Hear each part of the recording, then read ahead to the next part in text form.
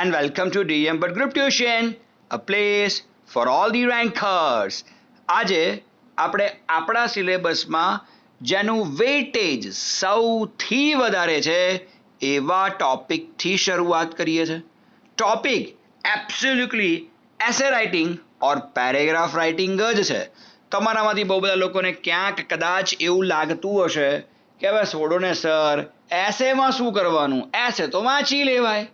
ના, આ કોઈ 8-9-10ના એસેઝ નથી કે જેમાં પેલું વિઝિટનું કોમન કે ફેસ્ટિવલના કોમન ફોર્મેટથી તમારો મેળ પડી જાય. અહીંયા જેટલા પણ એસેઝ છે એ ક્યાંક ને ક્યાંક ડીપ થોટ જરૂરથી માંગી લે છે.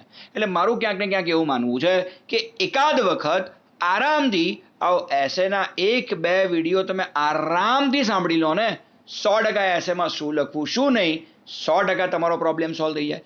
નંબર 2, આ વિડીયો જોવાનું બીજું એક મહત્વપૂર્ણ વસ્તુ એક્ઝેક્ટલી આ છે કે મને બહુ બધો કોન્ફિડન્સ એવો છે કે તમારી નેક્સ્ટ યરની બોર્ડની એક્ઝામમાં આમાંથી જ એકાદો એસે તમને બોર્ડના પેપરમાં જોવા મળી જાય તો મને થેન્ક યુ કહેવાનું ભૂલતા નહીં. ચાલો તો લેટ્સ બિગિન વિથ એસે. હવે પહેલી અગત્યની વસ્તુ, જ્યાં સુધી 12 સાયન્સની આપણે વાત કરીએ તો 12 સાયન્સમાં એસે સેક્શન ડીમાં આવે છે. 19 નંબરનો એમનો ક્વેશ્ચન છે. 7 માર્ક માટે એમણે એસે રાઇટિંગ કરવાનું છે. એબ્સોલ્યુટલી 100 માર્કના પેપરમાં 7 માર્કનો માત્ર ને માત્ર એસે પૂછાય છે. 7% વેઇટેજ તમારા સિલેબસમાં એસેનું છે માત્ર ને માત્ર. અને સામા પક્ષે જો તમે કોમર્સનું વિચારો તો કોમર્સમાં ક્વેશ્ચન નંબર 60, યસ 60માં 8 માર્ક માટે, યસ સાયન્સવાળા 7 માર્ક માટે એસે લખશે, જ્યારે કોમર્સવાળા 8 માર્ક માટે સેક્શન ઈમાં ક્વેશ્ચન નંબર 60માં આ એસે લખવાના તો છે. ચલો તો without any further delay let's begin with the ashes. બધા જ એસે ટેક્સ્ચ્યુઅલ છે અને ટેક્સ્ચ્યુઅલ એક્સેસ પૂછવા માટે ગુજરાત બોર્ડ ખાસી બધી પ્રચલિત છે. તો ચલો શરૂઆત કરીએ સૌથી પહેલા એસે પર, and that is my grandparents. Most of us have excellent memories of our beloved grandparents. We all have spent our best time of teenage with them. સૌથી પહેલી અગત્યની વસ્તુ એક્ઝેક્ટલી આ છે કે આપણા બધાની જોડે એક બહુ જ એક્સલન્ટ મેમરી છે અને માત્ર ને માત્ર કોની છે? આપણા ગ્રાન્ડ પેરેન્ટ્સને લગતી છે.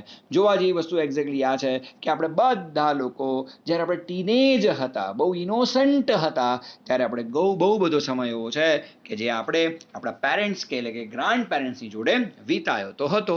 They blessed us with their immense love and affection. Immense એટલે અતિશય.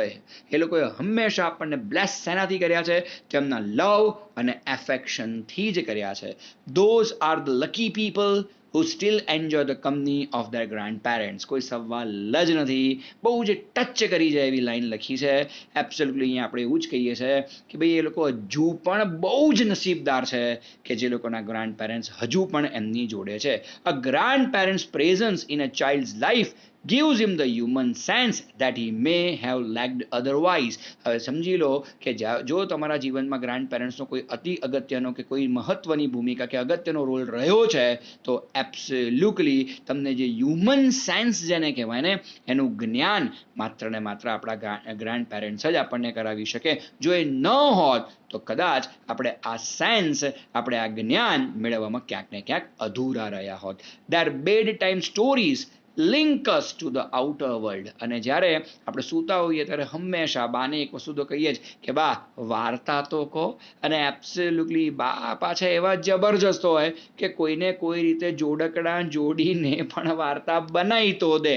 અને એમની જે બેડ ટાઈમ સ્ટોરીઝ હતી ને એ લોકોએ જ આપણને હંમેશા આઉટર વર્લ્ડ જોડે કનેક્ટ કર્યા છે. જ્યારે નાના હતા ત્યારે એ બધી વસ્તુઓના બહુ મોરલ આપણે સમજવાની કોશિશ નહોતા કરતા. આપણે હંમેશા સ્ટોરી એન્જોય કરતા હતા. એની અંદરનું મર્મ, એની અંદરનું મોરલ કદી સમજવાની કોશિશ નહોતા કરતા. અને જ્યારે આપણે મોટા થઈ જઈએ છીએ ત્યારે એ બધી વસ્તુઓનું જ્યારે મોરલ સમજીએ છીએ ત્યારે આપણે આઉટર વર્લ્ડ સાથે લિંક થઈ શકીએ છીએ. We all have learnt virtues like kindness, honesty, faith in good and positivity ફ્રોમ ધેમ. કેટલા બધા સદગુણો, વર્ચ્યુઝ એટલે સદગુણ આપણે એમની જોડે શીખ્યા છે, જેમ કે કાઇન્ડનેસ છે, ઓનેસ્ટી છે, ફેઇથ ઇન ગુડ. જવાનો ભલે ખરાબ હોય પણ આપણે હંમેશા એમાંથી પણ કંઈક સારુંમાં સારું શોધી લઈએ છીએ. પોઝિટિવિટી, અને બહુ બધી પોઝિટિવિટી પણ આપણે એમનામાંથી શોધી તો લઈએ જ છે. I believe children who have grown up with the grand parents have more respect for the elders. એક વસ્તુ તો સાચી છે ને 110% સાચી છે કે જે બાળકો પોતાના ગ્રાન્ડ પેરેન્ટ્સની સાથે ઉછર્યા છે એ લોકો હંમેશા જે એલ્ડર છે, જે મોટા લોકો છે, એનો હંમેશા આદર વધુ કરતા જોવા મળે છે. હું એવું નથી કહેતો કે જે લોકોના ગ્રાન્ડ પેરેન્ટ્સ જોડે નથી રહ્યા એ લોકો આદર નથી કરતા, ના, પણ એઝ કમ્પેર ટુ ધેમ જે લોકો ગ્રાન્ડ પેરેન્ટ્સની જોડે રહ્યા છે એ લોકો થોડુંક વધારે રિસ્પેક્ટ કરે છે. આ grandfather always gives practical advice to any issues of life. Super વાત છે. ગ્રાન્ડ ફાધર અને ગ્રાન્ડ મધર બંનેનો રોલ કંઈક અલગ અલગ જ છે. કહેવા જેવી વસ્તુ એક્ઝેક્ટલી આ છે કે જ્યારે બી કોઈ પણ ઇશ્યુ ક્રિએટ થાય તો પ્રેક્ટિકલ એડવાઇસ આપવાનું કામ હંમેશા કોણ કરે? આપણા દાદા કરે. ભાઈ, બાપના એ બાપ છે તો સીધી વસ્તુ છે કે આપણા બાપા કરતા જો વ્યક્તિ કશું વધારે જાણતા હોય ને તો એ બાપના બાપ જ કહેવાય. સીધી વસ્તુ. When pessimism sets in he always encourages us with his strong words. Pessimism means નિરાશાવાદ. બહુ બધા જીવનમાં એવા પ્રસંગો બની જતા હોય કે જેમાં નિષ્ફળતા હોય કે નિરાશા જ આપણને હાથ મળતી હોય, પણ એબ્સોલ્યુટલી એમના એન્કરેજિંગ વર્ડ્સને કારણે આપણને હંમેશા શું મળે છે ભાઈ? એન્કરેજમેન્ટ મળતી રહે છે. He use to play different games with the grandchildren and make them aware about the importance of sports. Absolutely બહુ બધી વખત એવું બને કે દાદા આપણે જોડે નાનપણથી જ થોડી ગેમ્સ રમ્યા કરતા હોય, પછી ભલે ને ક્રિકેટ હોય કે બીજી નાની મોટી ગેમ્સ કેમ નથી, બસ એને એ જે આપણી જોડે નાનપણમાં ગેમ્સ રમતા હતા ને, બસ ત્યારથી જ આપણને એવો આઈડિયા આવ્યો કે ભાઈ આપણા જીવનમાં પણ સ્પોર્ટ્સનું કેટલું બધું મહત્વ છે. ચલો, while a grandmother is a person who makes us believe in God and goodness. જ્યારે આપણે જો આપણા દાદીની વાત કરીએ ને તો આપણા દાદીને કારણે જ આપણને ભગવાનમાં વિશ્વાસ થયો છે, અને ગુડનેસ, કોઈ પણ બાબતમાં ગુડનેસ, દરેક વસ્તુમાં ગુડનેસ, સારી વસ્તુ શોધવાનો પણ એબ્સોલ્યુટલી જે આપણને ટેવ કે અનુભવ કરાયો એ માત્ર ને માત્ર આપણા બા જ છે, ગ્રાન્ડ મધર જ છે. She use to make us learn different crafts which are quite useful in molding a life. Absolutely. કેટલી બધી નવી પ્રકારની ક્રાફ્ટ આપણને શીખવાડી છે જેને કારણે આપણે આપણા જીવનને એક નવો વળાંક આપી શકીએ છીએ. We all have grown up with the taste of different dishes prepared by her and we can still search for the same flavor in the same dishes prepared by others. Excellent line છે. જો my grandparents ऐसे પૂછાય છે તો હું બધાને recommend કરીશ કે સાહેબ આ લાઈન તો જિંદગીમાં તમારે ભૂલવા જેવી નથી. બસ બાની જે અવનવી વાનગીઓ કે કોઈક સામાન્ય વાનગી પણ જ્યારે બા બનાવે ને અને જેનો ટેસ્ટ હોય ને, બસ એ જ ટેસ્ટ જે અત્યારે તમારા મોંમાં આવી રહ્યો છે ને, એક્ઝેક્ટલી એ જ ટેસ્ટ. દરેકના બાની કોઈ ને કોઈ ખાસિયત હોય કે ભાઈ આ વસ્તુ તો મારા બા જેવી કોઈ બનાવી જ ના શકે. અને સિમ્પલ લોજિક છે, જ્યારે બીજી કોઈ વ્યક્તિ એ વસ્તુ બનાવવાનો પ્રયત્ન કરે ને તો આપણે હંમેશા એમાં આપણા બા જેવો ટેસ્ટ શોધીએ, અને સાચું તમને કહી દઈએ કે એ ટેસ્ટ તમને જિંદગીમાં કોઈની ડિશમાંથી મળવાનો નથી. Though the generation has changed a lot, we hardly find any generation gap between the grandparents and grandchildren. જોવા જેવી વસ્તુ એક્ઝેક્ટલી આ છે. મા બાપ અને બાળકો વચ્ચે તમને ઘણી બધી વખત જનરેશન ગેપ જોવા મળે, પણ ગ્રાન્ડ પેરેન્ટ્સ અને ગ્રાન્ડ ચિલ્ડ્રનની વચ્ચે તમને બહુ જ ઓછા કિસ્સાઓમાં જનરેશન ગેપ જોવા મળે. ઘણી બધી વખત એવું બને કે આપણા ગ્રાન્ડ પેરેન્ટ્સ જે કંઈ પણ હોય ને એ જ આપણા પરમ મિત્ર હોય, અને બધી નાની મોટી કહેવા જેવી ના કહેવા જેવી બધી વાતો એક ફ્રેન્ડની જેમ આપણે એમની જોડે શેર કરી શકતા હોઈએ છીએ. તો મારું એવું માનવું છે કંઈક નવી રીતે એસે લખવાનો પ્રયત્ન કર્યો છે. ઘણી બધી રેફરન્સ બુક તમે ફિન્દી મારશો આ પ્રકારના એસેઝ નહીં મળે. મેં અલગ રીતે જ અને બધા કરતાં સાવ અલગ ફોર્મેટમાં એસે લખવાની કોશિશ કરી છે. તો બસ મારે તમને માત્ર એટલી રિક્વેસ્ટ હશે કે આ બધી વસ્તુઓ તમે પ્રોપરલી મોઢે કરી નાખો ને, that would be great. Seriously that would be great. ચાલો જઈએ છે એસે નંબર 2 પર. બહુ ફેમસ એસે છે, that is women empowerment. Okay, અને સાચું તમને કહું તો બહુ બધી વખત સાયન્સની વાત કરીએ કે કોમર્સની વાત કરીએ, બંનેમાં વિમેન એમ્પાવરમેન્ટ તો પૂછાઈ જ ચૂક્યો છે. કદાચ એવું બને કે 2021ના પેપરમાં પણ કદાચ તમને ફરી એકવાર વિમેન એમ્પાવરમેન્ટ રિપીટ થતો જોવા મળે. તો નવીનતાવાળી વાત એમાં કોઈ નથી. According to Pandit Jawaharlal Nehru, if you educate a man, you educate an individual, but if you educate a woman, you educate a whole society. Pandit Jawaharlal નહેરુએ બહુ જ એટલે બહુ જ ગજબ વાત અહીંયા કરી છે. અને જ્યારે પણ તમે કોઈ પણ આવા એસેની શરૂઆત કરો, જે આમ જેને કહેવાય કે આમ જોવા જઈએ બહુ સોશિયલ ઇશ્યુઝ જેને કહેવાય, તો એના પર હંમેશા કોઈ મોટા વ્યક્તિના કોટથી જ તમારે શરૂઆત કરવી જોઈએ. તો અહીંયા આપણે પંડિત જવાહરલાલ નહેરુના કોટથી આપણે શરૂઆત કરીએ છીએ કે પંડિત જવાહરલાલ નહેરુ એવું માનતા હતા કે જો તમે એક પુરુષને એજ્યુકેટ કરો ને, તો એનો મતલબ તમે માત્ર એક જ વ્યક્તિને એજ્યુકેટ કરી રહ્યા છો. પણ જો તમે એક સ્ત્રીને એજ્યુકેટ કરો ને, તો સમજી લેજો તમે પૂરા સમાજને એજ્યુકેટ કરી રહ્યા છો. કારણ કે એક પુરુષનો પ્રભાવ માત્ર ને માત્ર પોતાને પૂરતો મર્યાદિત છે, જ્યારે એક સ્ત્રીનો પ્રભાવ સમગ્ર સમાજ પર પડે છે. પંડિત જવાહરલાલ નહેરુનું આવું માનવું હતું. Empowering women means build stronger economy and achieve goals for development. કોઈ સવાલ જ નથી. જ્યારે તમે વિમેનને એમ્પાવર કરો છો ને, વોટ હેપન્સ, તમારી ઇકોનોમી તો સ્ટ્રોંગ થાય છે જ થાય છે, અને ડેવલપમેન્ટના તમે જેટલા પણ ગોલ્સ નક્કી કર્યા હોય ને, એ બધા જ ગોલ્સ તમે આરામથી સિદ્ધ કરી શકો છો. કોઈ કે સાહેબ હવે આવું તો કંઈ હોતું હશે, શું આપણી ઇકોનોમી અને ડેવલપમેન્ટ શું સ્ત્રીઓ પર ટકેલું છે? ટકેલું છે એવું નથી, પણ વેગ એ વસ્તુને જો ઇકોનોમી અને ડેવલપમેન્ટને તમે વેગ આપવા માંગતા હો ને, તો વેગ 100% સ્ત્રીઓના હાથમાં છે. એક્ઝામ્પલ 100% આપી શકું. જાપાન જોઈ લો. ઓકે, જાપાન એનું ઉત્કૃષ્ટ એક્ઝામ્પલ છે.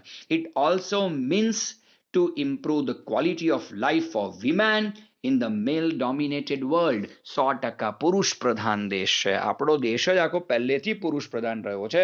અને જ્યારે તમે એક સ્ત્રીની ક્વોલિટી ઇમ્પ્રૂવ કરો છો, તો સ્વાભાવિક છે કે એની લાઈફ ક્વોલિટી જ્યારે ઇમ્પ્રૂવ થાય છે, તો એનાથી સારામાં સારી વસ્તુ બીજી કોઈ ના હોઈ શકે આ પુરુષ પ્રધાન દેશમાં.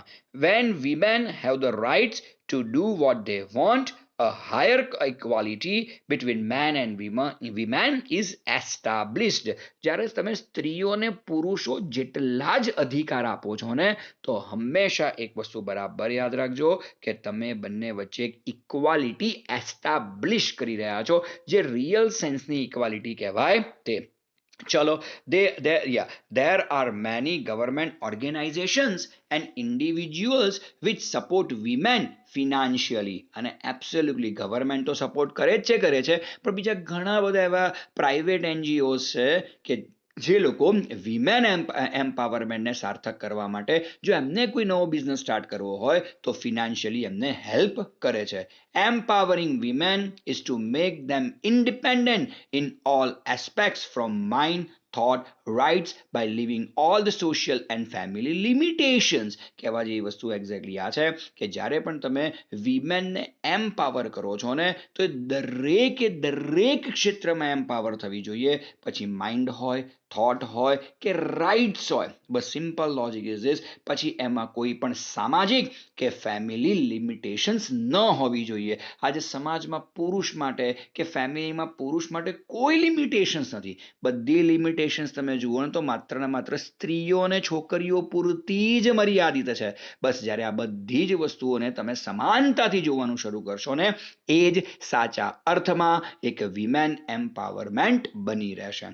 Women need fresh environment so that they can take their own decisions in every area, whether for themselves, family, society or country. Simple logic. જ્યારે તમે એક ફ્રેશ એન્વાયરમેન્ટ સ્ત્રીઓને આપો છો ને, અને આપવું જોઈએ, એક ફ્રેશ એન્વાયરમેન્ટ જ્યારે તમે સ્ત્રીઓને આપશો, તો એબ્સોલ્યુટલી એ પોતાના માટે તો યોગ્ય ડિસિઝન્સ, યોગ્ય નિર્ણયો લઈ જ શકશે, પણ સ્ત્રીઓમાં ઉપરવાળા એવી તાકાત મૂકેલી છે કે પોતાના માટે તો યોગ્ય ડિસિઝન્સ કે યોગ્ય નિર્ણયો લઈ જ શકશે, પણ પોતાના ફેમિલી માટે, સમાજ માટે અને આગળ જઈને દેશ માટે પણ બહુ જ સારા ડિસિઝન્સ એ લઈ શકશે. In the country like India, women are 48% of the total population. India જેવા દેશે તો વિમન એમ્પાવરમેન્ટને જેટલો વેગ આપી શકાય એટલો વેગ આપવો જોઈએ. કેમ? કારણ કે ઇન્ડિયામાં 48% વિમેન છે. આજે તમે વિચારો કે જો આપણી વસ્તી 130 કરોડ ગણીને ચાલો તો 130 કરોડના 48% પોપ્યુલેશન માત્ર ને માત્ર સ્ત્રીઓની છે. હવે જો તમે એ જ જૂનવાણી વિચારોથી સ્ત્રીઓને માત્ર ને માત્ર ઘરમાં બેસાડી રાખશો તો આ દેશની ઇકોનોમી કેવી રીતે ડેવલપ થશે? મગજથી વિચારવાની જરૂર છે. If we recognize the power of half of the strength of the country, we can transform our country from a developing one to a developed one. 10મા ધોરણમાં બહુ બધી વખત આપણે એવું સાંભળ્યું છે કે ઇન્ડિયા એક પ્રગતિશીલ દેશ છે, પ્રગતિશીલ દેશ છે. ઓકે, પ્રગતિ કરી નાખી હોય એવો દેશ નથી આપણો. ઓકે, એટલે પહેલી જ અગત્યની વસ્તુ એક્ઝેક્ટલી આ છે.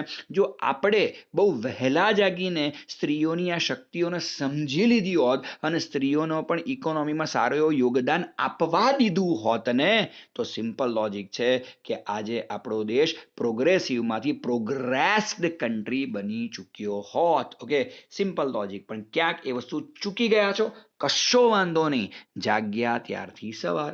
We have made girl child education free, we have started Beti Bachao Beti Padhao movement. Absolutely ઘણા બધા કામો થયા છે. હું એવું પણ નહીં કહું કે સ્ત્રીઓને દિશામાં ઇન્ડિયામાં કામ નથી થયા, ના બિલકુલ નહીં. કદાચ વિમેન એમ્પાવરમેન્ટમાં જો કોઈ કન્ટ્રીએ સૌથી સારું કામ કર્યું હોય ને તો એ માત્ર ને માત્ર ઇન્ડિયા જ છે. કેમ? કારણ કે આપણે એક જ્યારે ગર્લ ચાઇલ્ડ જન્મે છે તો એબ્સોલ્યુટલી એનું એજ્યુકેશન કમ્પ્લીટલી ફ્રી કરી દીધું છે. બેટી બચાઓ બેટી પઢાઓના સ્લોગનમાં આપણે માનીએ છીએ. We have banned infanticide. Infanticide is equal to તમે કોઈ પણ ભ્રૂણનું તપાસ એટલે એની જાતિ તપાસ કરી શકતા નથી. But still these reformations are not enough. ભલે આપણે આટલું બધું કામ કર્યું છે પણ ઘણા બધા વખતથી સ્ત્રીઓનું જે શોષણ, એક્સપ્લોટેશન એ બધું થયું છે, એટલે એની સામે તમે જોવા જાઓ તો આ પગલાં એટલા બધા ઇનફ ન કહી શકાય. We must find more practical ways two control all the social એવિલ્સ. હજુ બી ઘણા બધા પ્રેક્ટિકલ આપણે વેઝ, રસ્તાઓ શોધવાની જરૂર છે જેથી આપણે આ સ્ત્રીઓ પ્રત્યેના જેટલા પણ સોશિયલ એવિલ્સ છે એ બધા જ એવિલ્સને ખતમ કરી શકીએ. In order to bring women empowerment in the Indian society, we need to understand and eliminate the cause of ill practices against women. બસ માત્ર ને માત્ર જો તમે સમાજમાં રિયલ સેન્સમાં, ઇન્ડિયન સમાજમાં, ભારતીય સમાજમાં જો તમે રિયલ સેન્સમાં વિમેન એમ્પાવરમેન્ટ લાવવા માંગો છો, સિમ્પલ લોજિક, આપણે કેટલી વસ્તુઓને કે જે મેલ પ્રેક્ટિસીસ છે, જે ઇલ પ્રેક્ટિસીસ છે, જે ખરાબ કામો છે જે સ્ત્રીઓ તરફ થઈ રહ્યા છે, એ બધી જ દૂષણોને આપણે નિસ્તો નાબૂદ જડમૂળથી કરવું પડશે. ત્યારે જ રિયલ સેન્સમાં ઇન્ડિયામાં વિમેન એમ્પાવરમેન્ટ આવશે અને આવશે. મોસ્ટ IMPS છે આ સાલ 2021માં મે બી પોસિબલ કે સાયન્સ અથવા કોમર્સમાં વિમેન એમ્પાવરમેન્ટ પૂછાય. તો એઝ આઈ ટોલ્ડ યુ, મને થેન્ક યુ કહેવાનું ભૂલતા નહીં. ચલો, મારો ફેવરિટ એસે આવી રહ્યો છે. Just have a look at this essay number 3, the cartoon series I like the most. હવે જેવું કહીએ ભાઈ મારો ફેવરિટ એસે આવી રહ્યો છે એટલે બધાને લાગે કે સાહેબ તો કાર્ટૂન જોતા લાગે છે. લાગતા તો હતા જ, હવે તો જોતા બી લાગે છે. ઓકે, એટલે બાપા એવું કશું નથી. પણ એકચ્યુઅલી એસે મેં એવી રીતે લખ્યો છે કે જેટલી પણ રેફરન્સ બુક્સ છે એ બધા કરતાં સાવ ડિફરન્ટ રીતે મેં the cartoon series I like the most લખ્યો છે. નંબર 2, આપણે વોલ્ટ ડિઝની લેસન ભણવામાં આવે છે અને એ જો ચેપ્ટર વાઇઝ જોવા જઈએ તો આ એસે પણ મોસ્ટ IMPની શ્રેણીમાં કમ્પ્લીટલી આવી શકે. એમાં કોઈ કરતાં કોઈ બેમત છે જ નહીં. તો ચલો, let me start with that.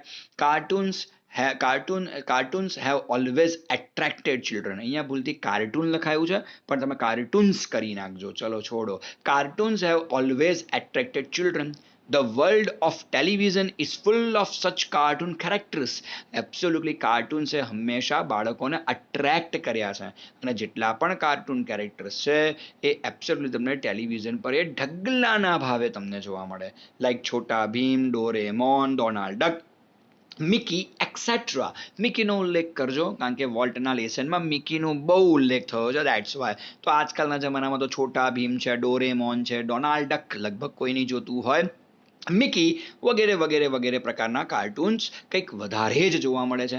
But the cartoon characters of Tom and જેરી, ભાઈ મારા સૌથી ફેવરિટ જો કોઈ હોય ને તો that is Tom and Jerry.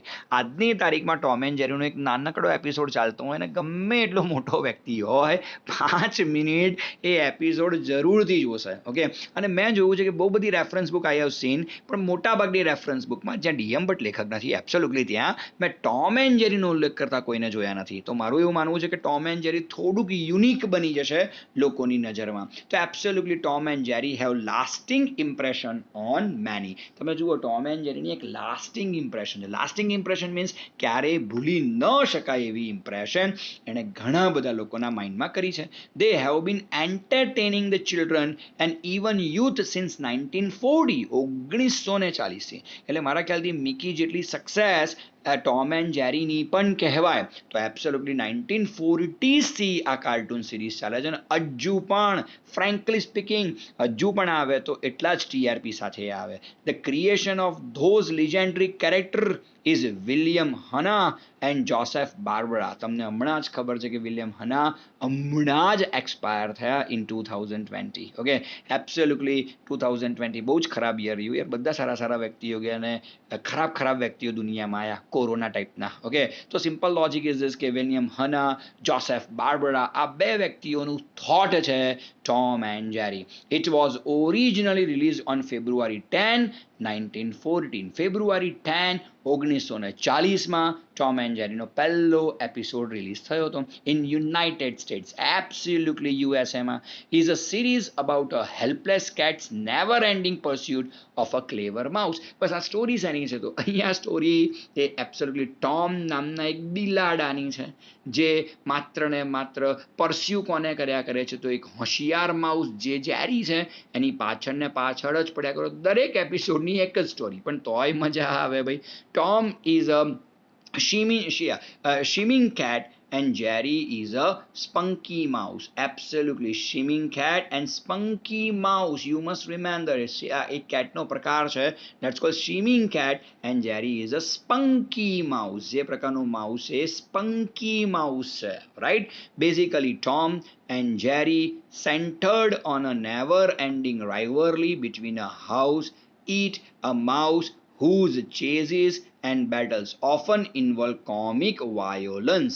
Absolutely બની જાય એક્ઝેક્ટલી આ પ્રકારે કે અહીંયા કોમિક ક્યાં જનરેટ થાય છે તો અહીંયા કોમિક ત્યાં જનરેટ થાય છે કે જ્યાં ટોમી નામની શિમિંગ કેટ જેરી નામના સ્પંકી માઉસની પાછળ ચેઝ કરે છે અને બંને વચ્ચેની જે બેટલ્સ થાય છે એમાંથી જ તો કોમિક વાયોલન્સ એટલે હાસ્યનો પેલું વાવાઝોડું જેને કહેવાય એવું કંઈક ક્રિએટ થાય છે.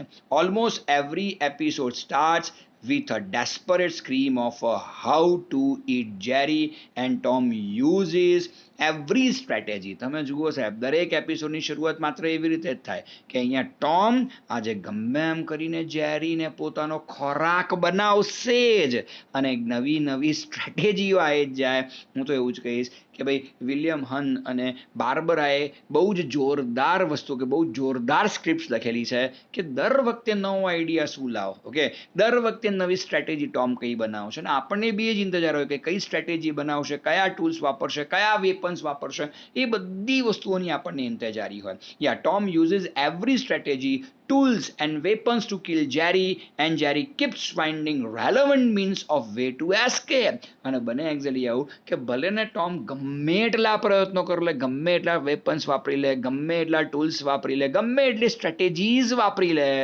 સાહેબ જેરી એના હાથમાં આવવાનો તો નથી, છેલ્લે એ તો છટકવાનો એટલે છટકવાનો.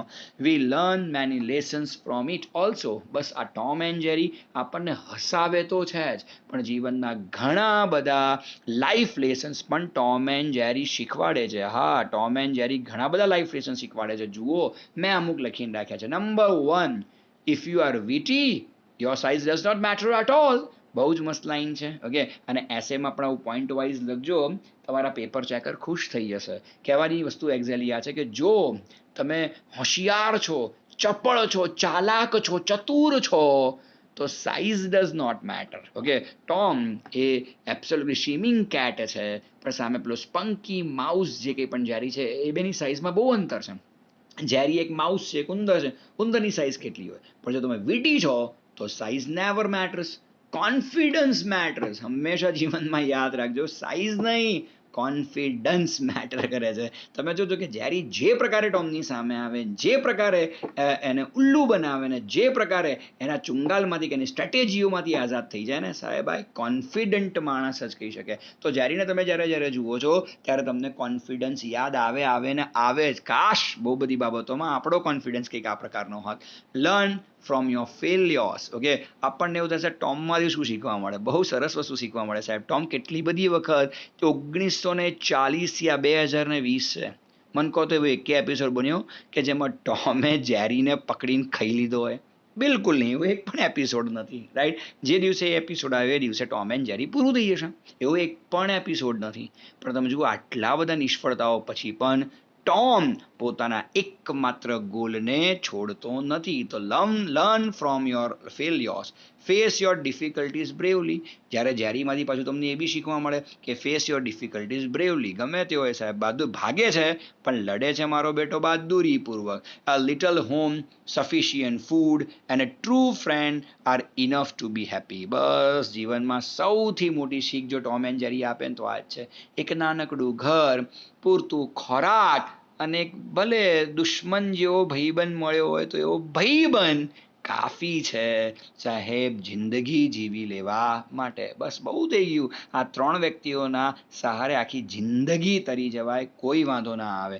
Eventually we can say that a good cartoon series is quite useful for the development of a child. તમને લાગે છે ને કે જો ટોમ એન્ડ જેરી તમે લોકો જુઓ તો બાળકોના બહુ બધા આવા સારી વસ્તુઓ તો શીખવા મળે જ છે, પણ એનામાં ડેવલપમેન્ટ જે યુઝફુલ ડેવલપમેન્ટ જે એક બાળકમાં થવું જોઈએ એ ડેવલપમેન્ટ પણ આવા કાર્ટૂન્સ તમને કરતા જોવા મળે. બસ, તો હિયર ડીએમ્સ સાઇનિંગ ઓફ. અને મને કોન્ફિડન્ટ છે કે આ 3માંથી એક હશે તમારી બોર્ડની એક્ઝામમાં, હશે અને હશે જ. બસ થેન્ક યુ કહેવાનું મને બિલકુલ ભૂલતા નહીં. ચલો, here DMs signing off. Right now I am telling you thank you for listening. By.